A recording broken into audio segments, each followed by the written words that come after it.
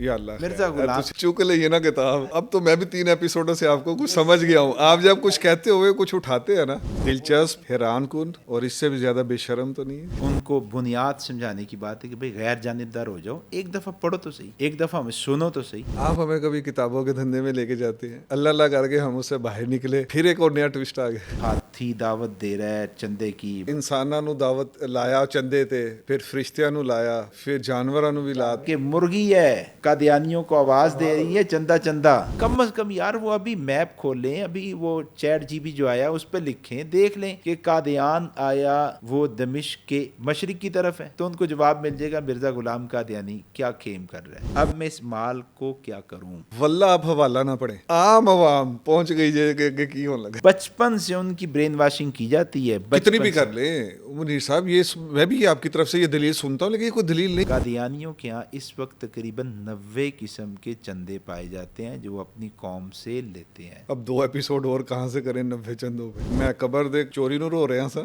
میں آپ کو بازار میں لے گیا ہوں. آپ بڑے آسانی سے گزر رہے ہیں, چھوٹی بات ہے. سالانہ جلسہ ربوہ 84 سے پابندی لگی یار, بند ہو چکا ہے, لیکن چندہ اس کا جاری ہے. میرا تو دل کر رہا ہے قادیانیوں کو اب روکنا شروع کر دوں. وہ بھائی ادھر آ, وہ 41 سال تو چندہ دے جا رہے ہیں, مجھے سمجھا کے جا. چندوں کے لیے نا مجھ سے ذرا الگ سے نشست کر لیں. کون قادیانی؟ آپ قبر کی چوری کا مال بھی قادیانیت کی تاریخ میں آ گیا.